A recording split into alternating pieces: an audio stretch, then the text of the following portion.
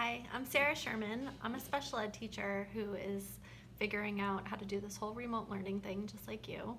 And I have a lot of students with social skills needs and social skills goals.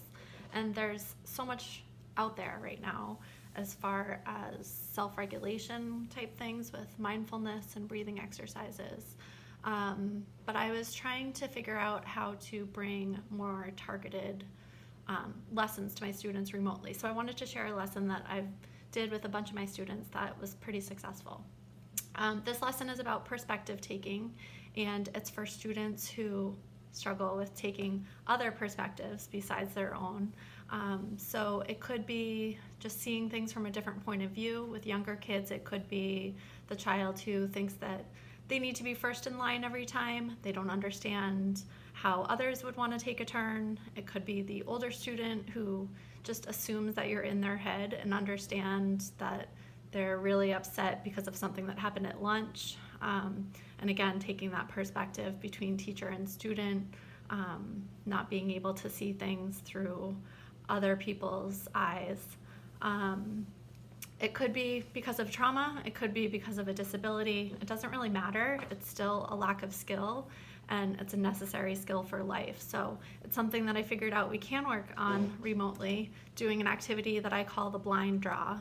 And what you do is you set up with the students a quick ground rule that they're only allowed to ask 2 questions. And they need a piece of paper and a marker, so I give them time to do that. And then I hold up the paper, ask them to fold it in half, hamburger style. They go ahead and do that, show it to them, and then fold it in half again. So there's 4 boxes. So you could do this with a group of students or just with one.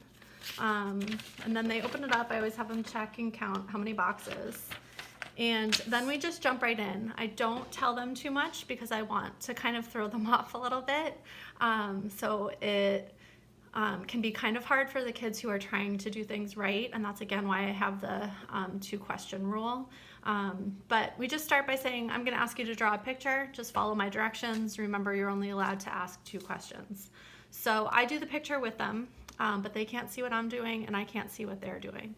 So the first step is we're gonna draw a picture. I'm gonna model it for you. You can do it with me. And this is exactly how I would do it with my students. So start off by drawing a sun up in the corner of the bottom box.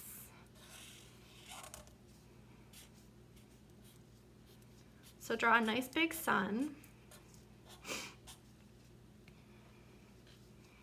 And then you can draw a smiley face in the sun.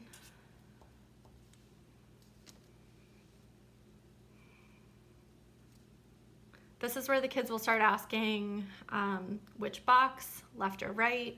And it's good that they're thinking and that kind of specificity, but we really want to work on only those 2 questions. So if they do ask, should it go in the left hand or right hand, I'll say, do you want to use up one of your questions right now? Some will choose to, some will not. It's all part of it. I purposefully leave some things a little bit vague and other things I'm really specific on, and that's part of this activity. So then I'll say, go ahead and draw a tree. Some kids will ask what kind.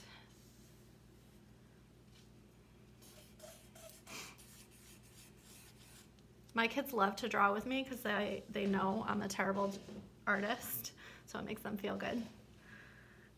But I always remind them it doesn't matter what it looks like, we're just part of this activity is just following directions. After you draw the tree, go ahead and draw some apples in the tree.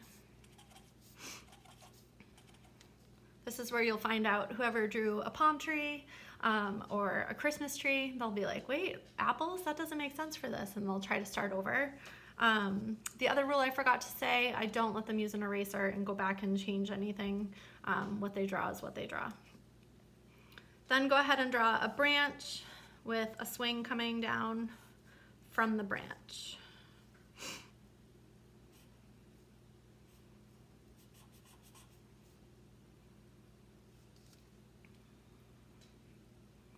And the last thing is a squirrel.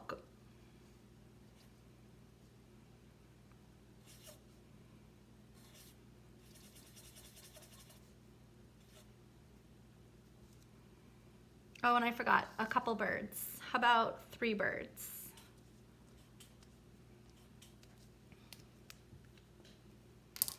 So then what we do is the big reveal, and we show our picture and we talk about what is the same and what's different about it.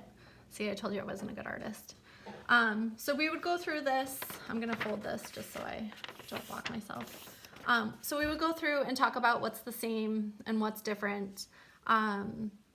Talking about, oh, your sun is bigger, or you drew sunglasses on yours. We might talk about the tree, how many apples it has. A lot of people draw birds in different ways. A lot of people put the birds in different places. Some put them on the tree, some might put them under the sun, so that's something that you could point out too. Sometimes I'll draw a baby swing instead of just a regular swing. Some people might draw someone on the swing. And then this is my terrible squirrel with the big bushy tail. This is usually, since I didn't specify where, this is usually in a lot of different places. So you'll give kids an opportunity to share theirs and discuss what is the same about it and what is different about it. And then they can compare it to each other and to mine. What we want to eventually come to is that they all followed the directions.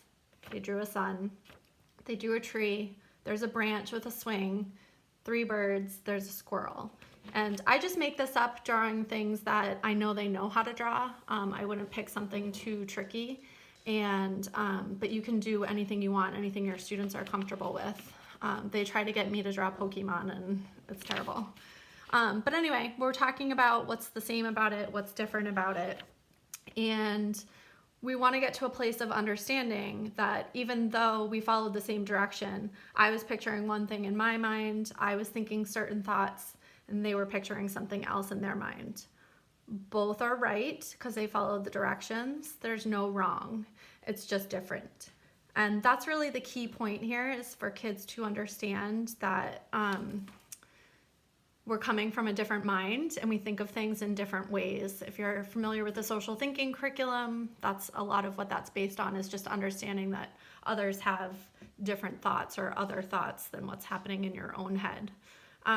So I do this a couple times. I always lead the first one. I let the students lead the others, and then if you have more than one student, you could do it a few times. If you have someone who's really not getting it, you could do it, you could even fold it in half so you have 8 boxes and do more. I end this lesson by doing a reflection at the end, asking students, what does this teach us? What can we remember about this? You can really apply it to a lot of different kind of academic lessons as well. You could connect it to characters in books and understanding different perspectives that the characters have in a given text. You could connect it to analyzing science data and how different people can look at the same data and come to different conclusions. You can tie it into math and how there's different strategies to get to the same solution. You could also tie it into writing and how we really need to consider the audience. So when the students try to get me to draw Pokemon, I don't know what they're talking about. I don't know the characters' names. I don't know what they look like. I don't have that context. When they see my picture compared to theirs, they really start to understand, wow, Mrs. Sherman didn't have that in her head. She's coming from a different perspective of not knowing this. And how can we use that in writing and really considering the audience that we're talking to, giving the background information that we need to. So this is my lesson, blind draw. I use experiential ed to get students to understand things, because when I've tried to do the basic direct instruction, we need to know that people think different thoughts and have different perspectives than ourselves, and there's more than one perspective. Me telling them never seems to work, especially with the middle school students. But this example really kind of shows them, which sticks in their brain a different way. You can use a lot of different kinds of language depending on the population that you're working with. And again, really getting them to compare different thoughts and seeing that different does not mean right or wrong. It just means different. Thank you.